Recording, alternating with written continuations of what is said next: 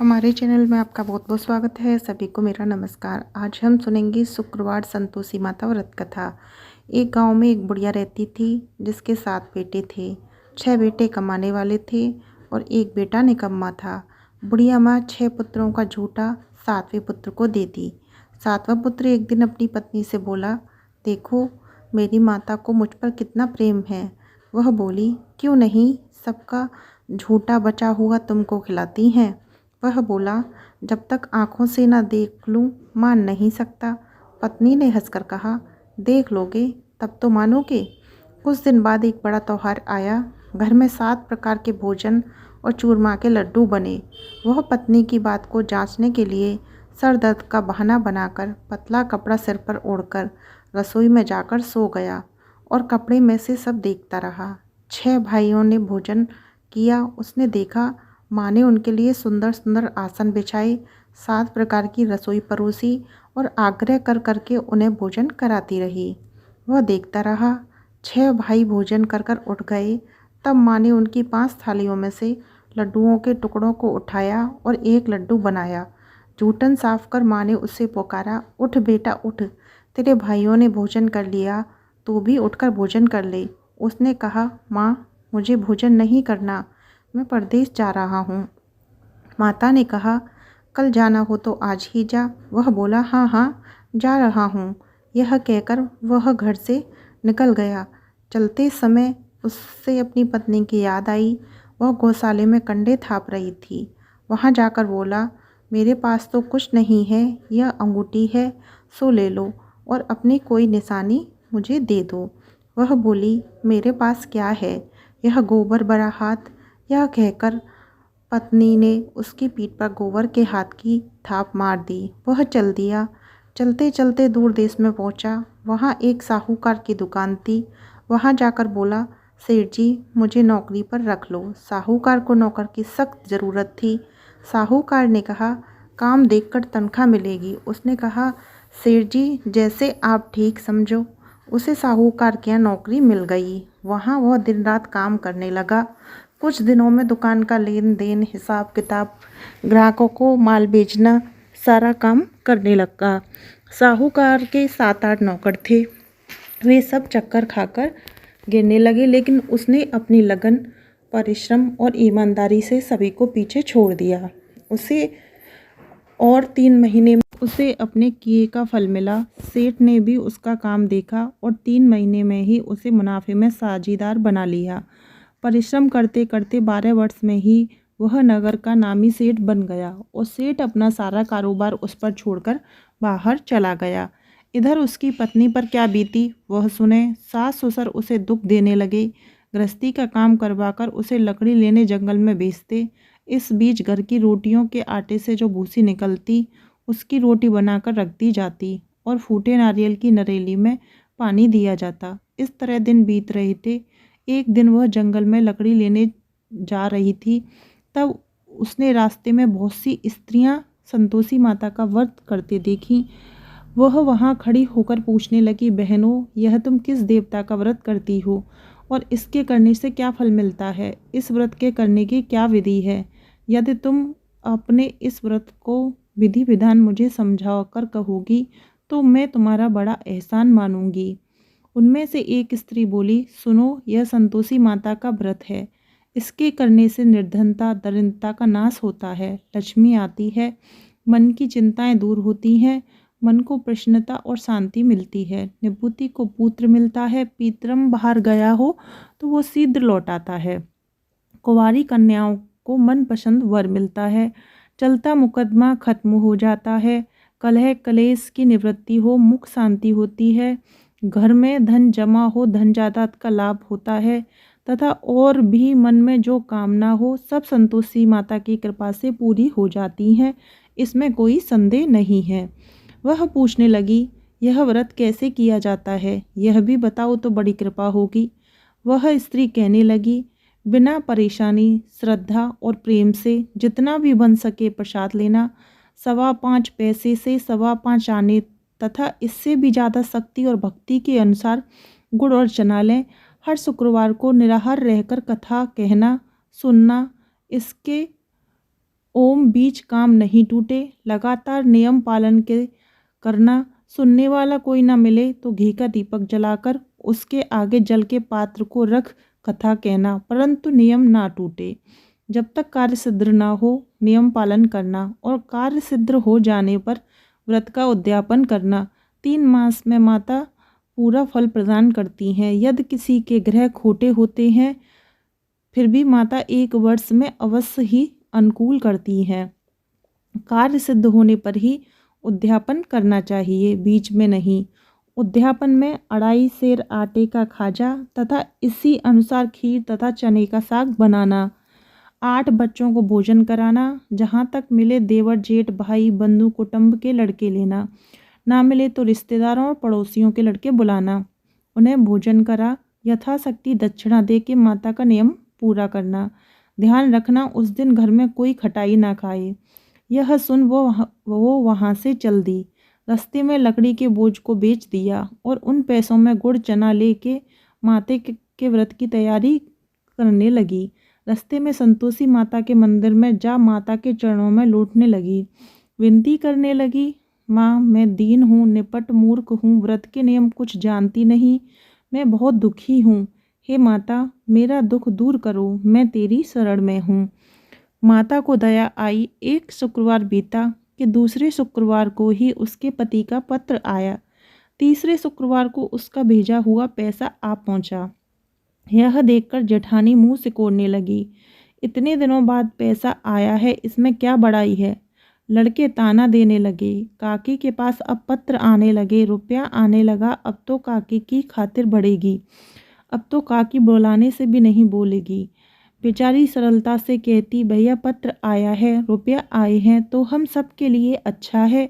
ऐसा कहकर आंखों में आंसू भरकर संतोषी माता के मंदिर में जा मातेश्वरी के चरणों में गिरकर रोने लगी। माँ मैंने तुमसे पैसा नहीं मांगा, मुझे पैसे से क्या काम, मुझे तो अपने सुहाग से काम है।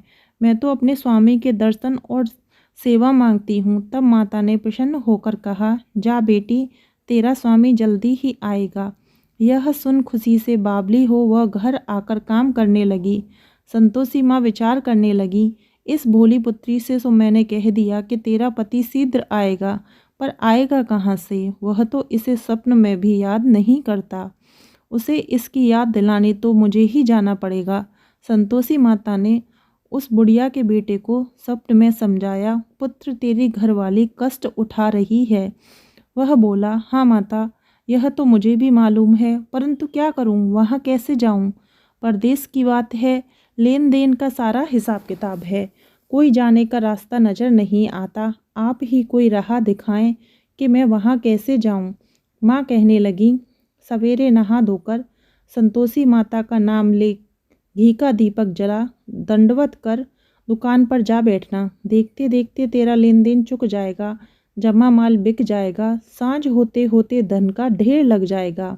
वह अगले दिन सुबह बहुत जल्दी उठा। उसने अपने मित्र बंधुओं परिचितों से स्वप्न में माता द्वारा कही गई बात कह सुनाई। वे सब उसकी बात सुनकर उसकी खिल्ली उड़ाने लगे। वे कहने लगे, कहीं कभी सपने की भी बात सच्ची होती है। एक बूढ़ा व्यक्ति बहुत समझदार था। वह बोला, देखो भाई मेरी बात मानो, इस तरह सांच या झूठ कहने के बदले देवता ने जैसा कहा है वैसा ही करना, तेरा क्या जाता है।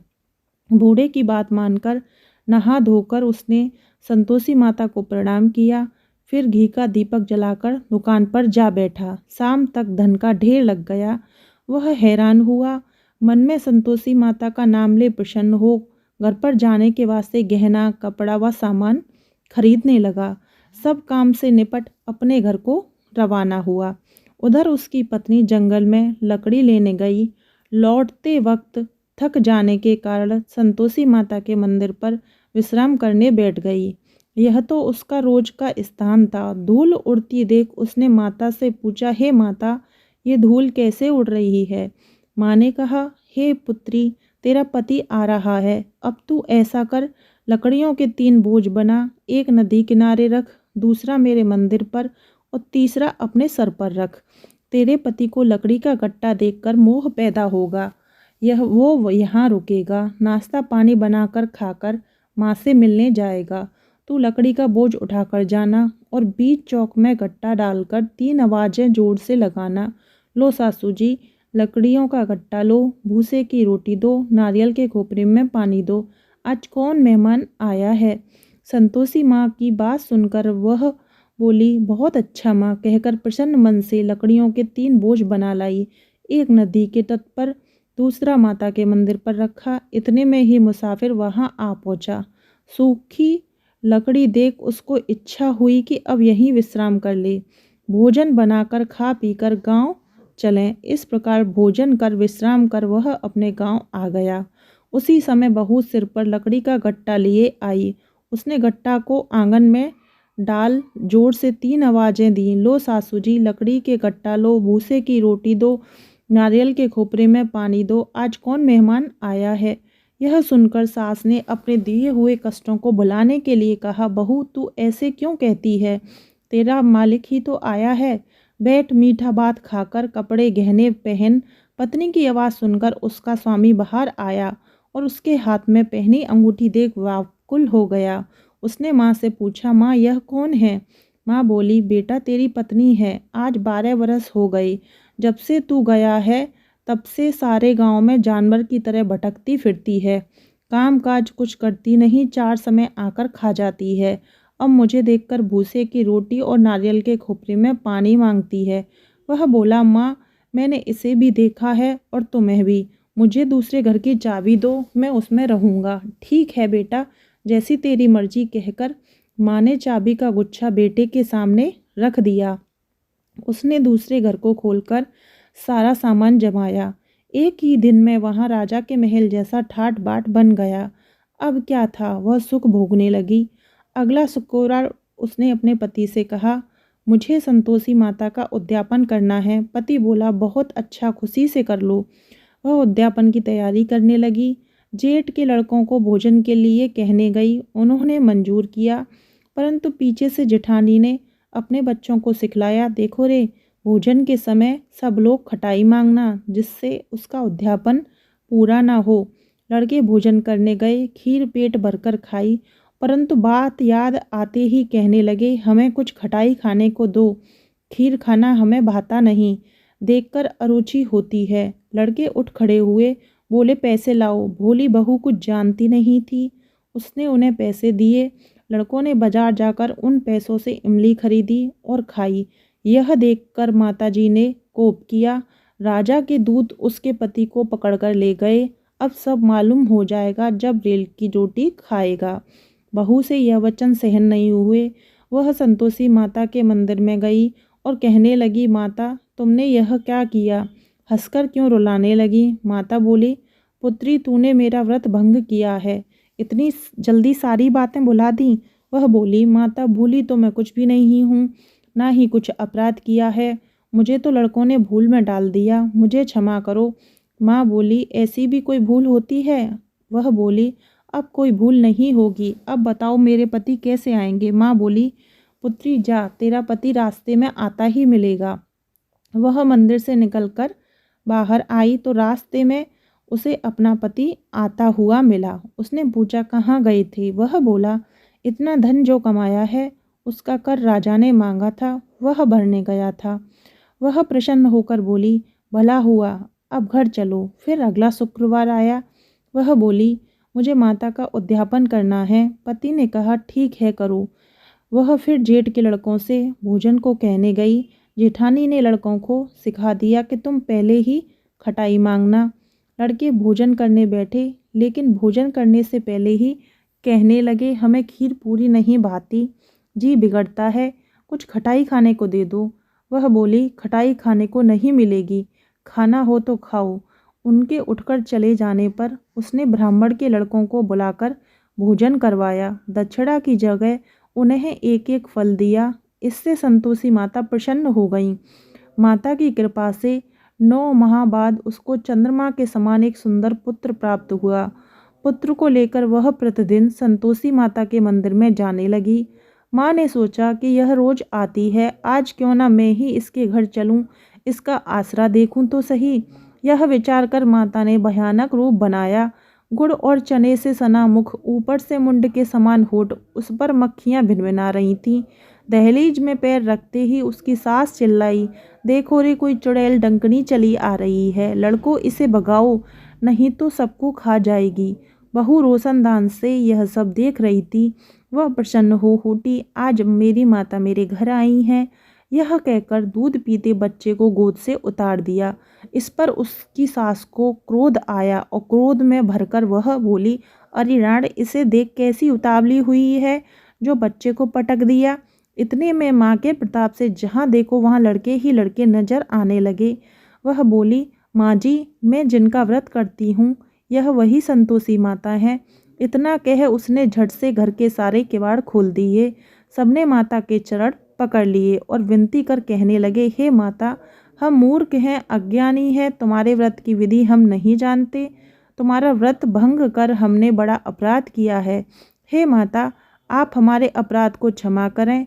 इस प्रकार बार बार कहने पर संतोषी माता प्रसन्न हुई।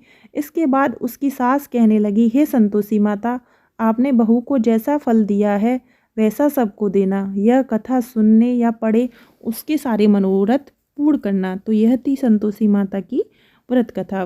वीडियो पसंद आई हो तो चैनल को सब्सक्राइब करें और वीडियो को लाइक शेयर अवश्य करें। तो प्लीज़ सपोर्ट करें। बोलिए संतोषी माता की जय।